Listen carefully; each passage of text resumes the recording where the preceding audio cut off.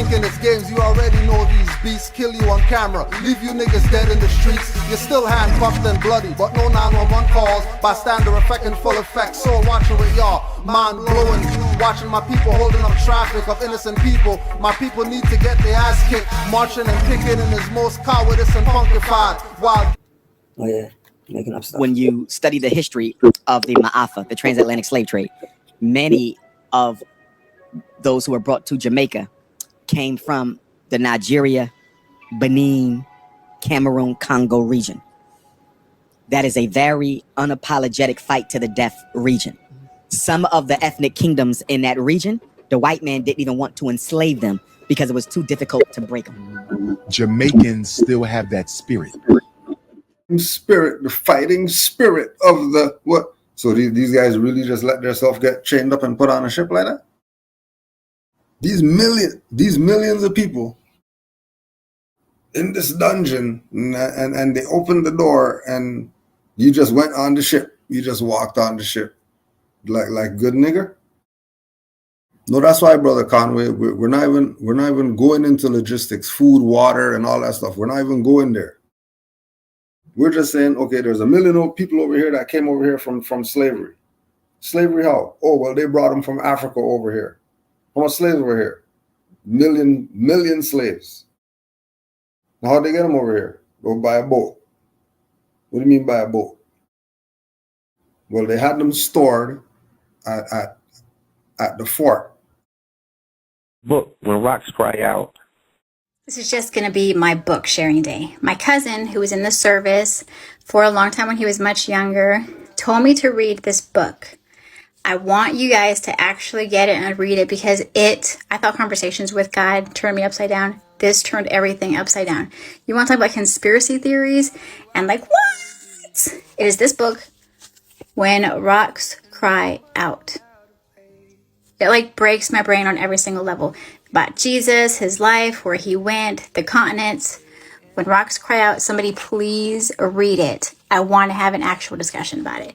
Those of you who like spirituality and conspiracy theories and getting your brain twisted, please read this. Talk to me. My pastor wouldn't even talk to me about this, and he would talk to me about every single thing, but he kind of like lost his mind when I brought this up. But anyway, that's all. Have a good day, warrior. Oh, this ain't our land. This is the white man's land. And you know, we don't know how retarded. Yeah, to one who researches and and one who does. I'm talking about common sense research. The magic number is 1492, geniuses, and the people perish from a lack of knowledge. Brother Horace Butler, author of When Rocks Cry Out. They're talking about the same people, and they don't know it. They're talking about the same land, and they don't know it. The problem is words to explain something that may make our discussions actually get somewhere instead of just the passion play. Mm-hmm. I guess the best thing to do is to try to go to the beginning of this thing, of this friar who had come in, Bernardino Sahagún. Bernardino Sahagún had come in after the Spaniards had come in and destroyed these African cities and populations, and then started attacking the non-Africans in the Americas that we call Indians. And this friar came in, and he found some of the Africans who were here that your history book now calls Aztec. Now, you have to understand, they didn't call themselves Aztec no more than Ramses and those other Africans called themselves Egyptians. Mm-hmm. Those are names that came on afterward. The term Aztec is actually derogatory. These were Moors. These were Islamic-believing brothers. These were Christian-believing brothers and sisters living in Mexico who had come over on those 2,500 ships that had come out of West Africa in 1306 and 1311. We have good records on those ships coming across the Atlantic. The failure was that the black historians didn't follow them to try to find out if there were records on this side that showed what happened to them after they left Senegambia, that Dr. Ivan Van Sertima told us about, and Basil and others. Well, there is a good record here. They started recording their histories when they got here, saying, and we arrived in the ships. We landed south of Texas at a city called Panuco now. We came in to the Valley of Mexico and into the highland areas. We had wars. We made some alliances. We became powerful, and eventually we became the most powerful.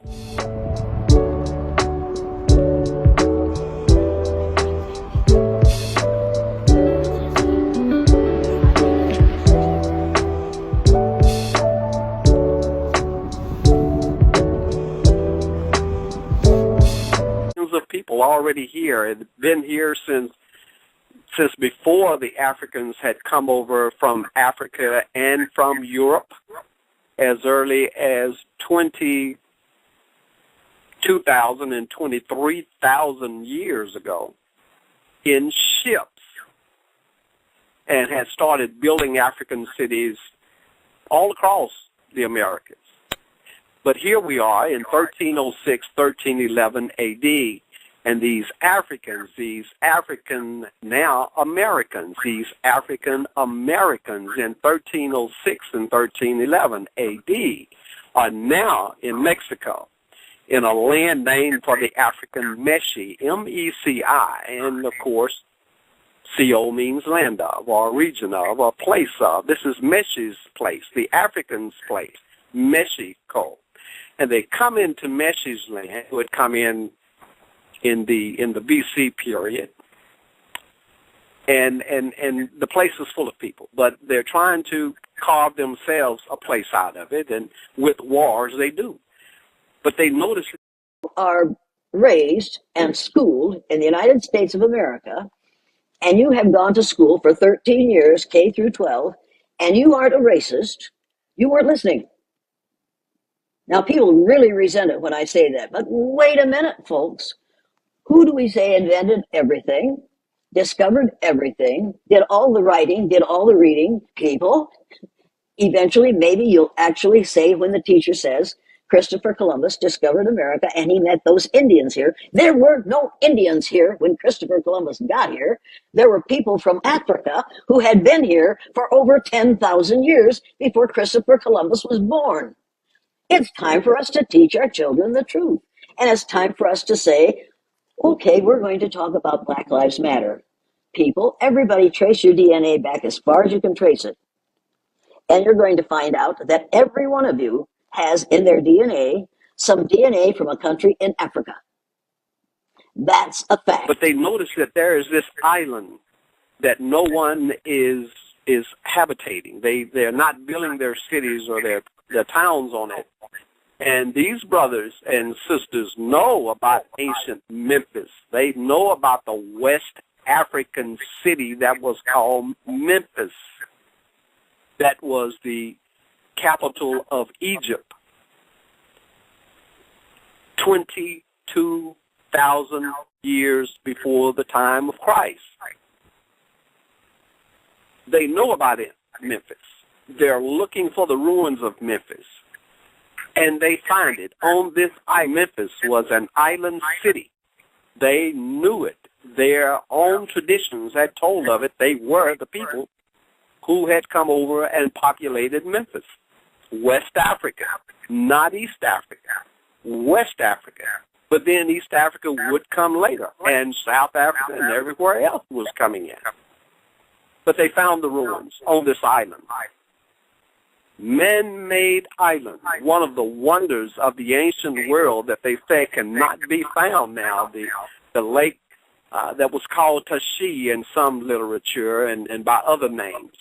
Nearby, the other ancient wonder of the world, Heliopolis, still stands, showing its pyramids and the famed labyrinth sitting right there, the place named for ancient Egypt's Tehuti, It's now called Teotihuacan, still carrying that ancient African name with the pyramids there and the labyrinth, the famed labyrinth still there, found by archaeologists. And they eventually said this city was one of the largest cities. No, they said it was the largest city on the planet up until the 8th century A.D. Largest city on the planet at 7 square miles.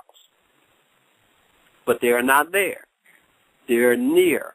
They're in Mexico, where Mexico City is now, built on top of those ancient African ruins. And now they found the ruins of ancient Memphis and rebuilt their city there. Here are these Africans here. So when Spain comes in, they know exactly where they're going. They know what the history of this is. Their church has those books. They have the writings. You have to understand that once you understand that when the Africans had come into the Americas and built their cities that became known as ancient Egypt, then you're not going to only find Memphis, you're going to find that other capital city called this, sitting on the Yucatan Peninsula. You're going to find the African city called Troy, sitting in Central America. You're going to find the ancient city called Thebes, sitting in South America.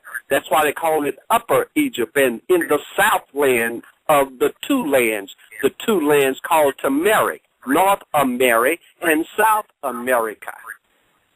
So you have Thebes in the south as the capital. You have Memphis in the north. And once you understand that ancient Thebes is hidden under the eventual name of Jerusalem, because those ancient Africans had first built that city in honor of Heru, Amen's son, not Osiris's son, Amen's son, Heru. And they called it after Heru. And we flipped that H and J one time to give you from Heru to Jeru in the district of Salim.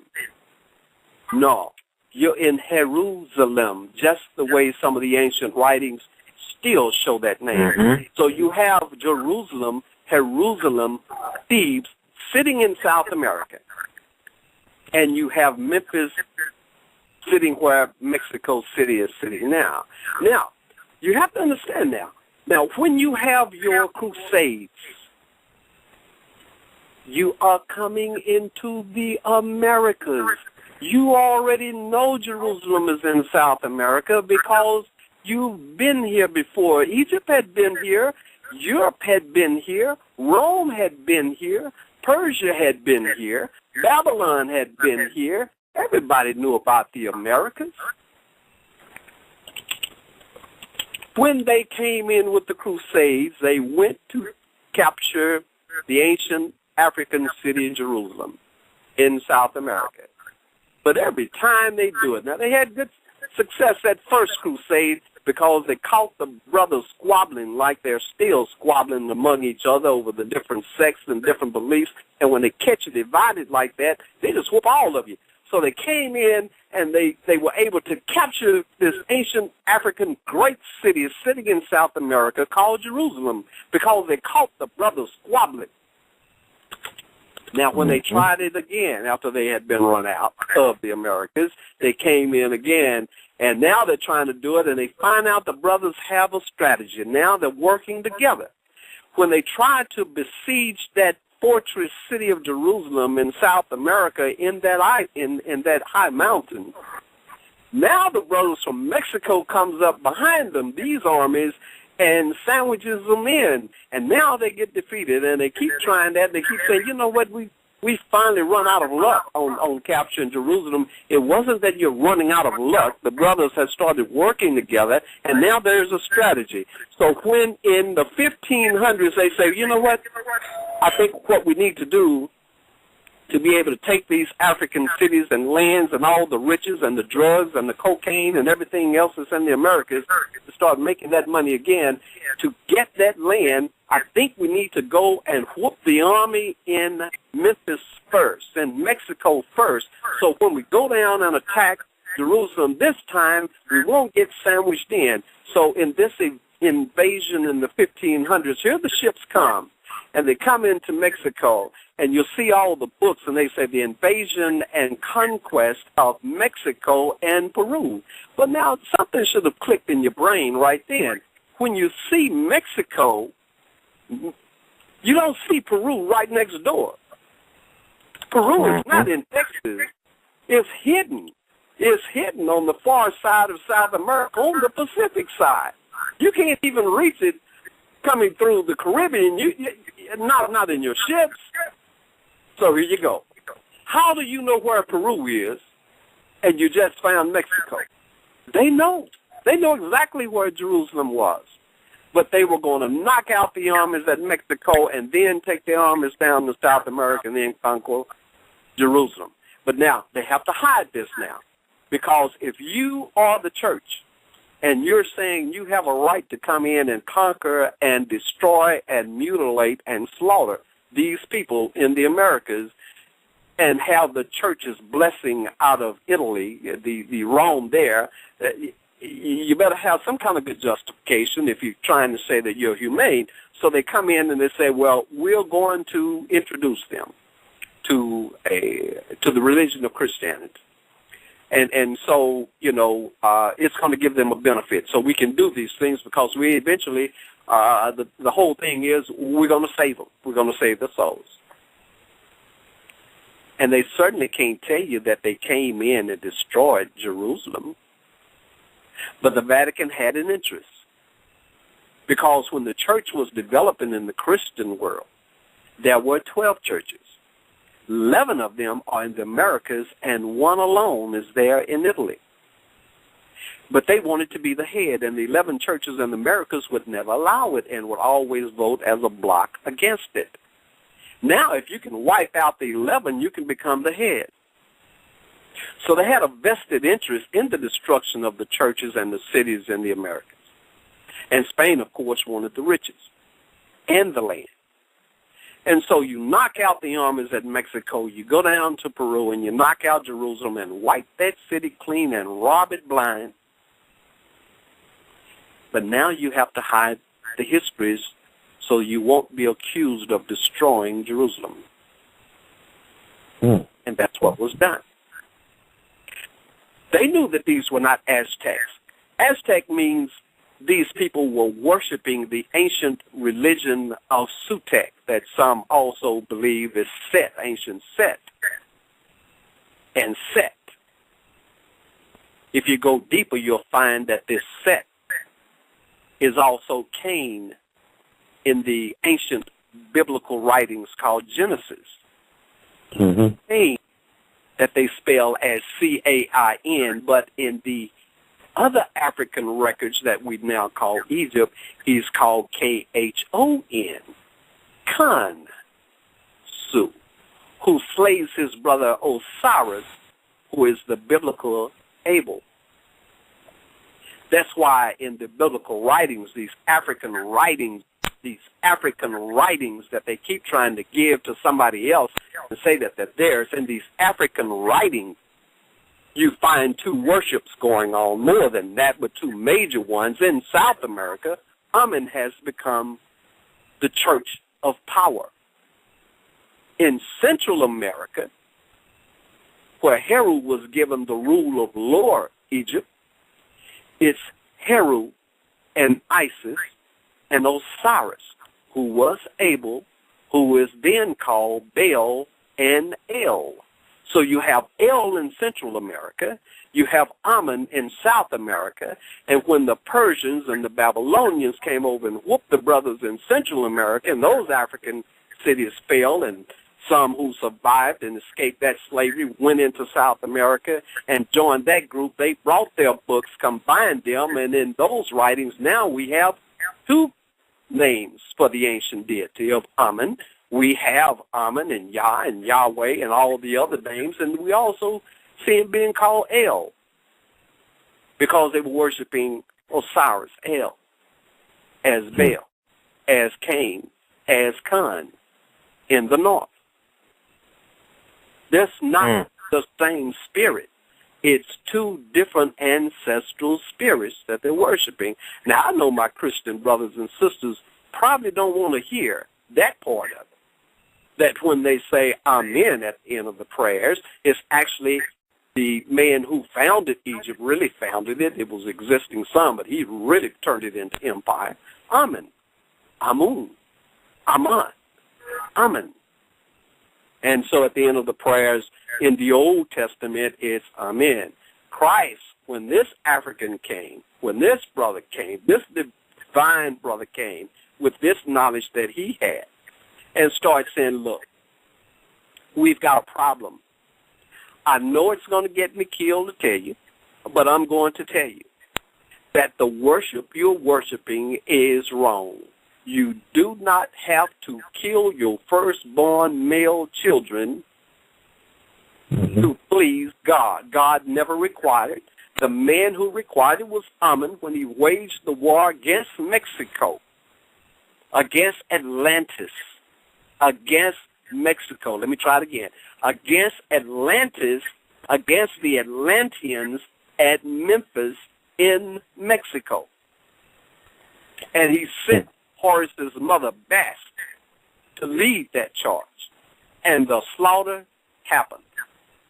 And at the end of it, there was an agreement for sending him such bad tribute, such fat and bones instead of the meat, and such poor selection of crops as his tribute for saving you from the flood that had happened at Memphis that had devastated that land in Mexico.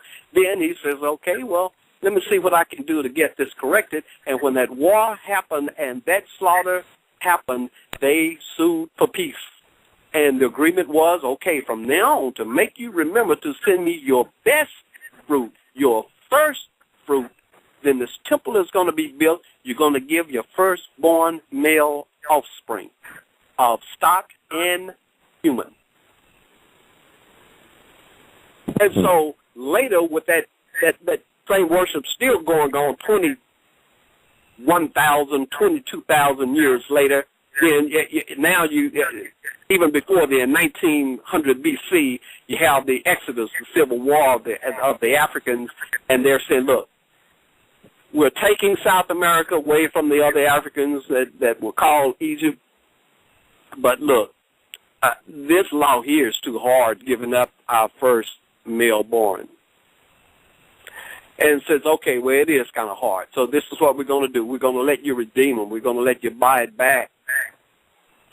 And so here you go. Now you're able to give money, and if you're a farmer, your farm goods, or if you are a herder, you can bring your cattle and your others and redeem back your obligation of giving your firstborn male child. And so here's this requirement put on you. And when this African, this brother called Christ came and says, look, that's enough of this. You're wrong.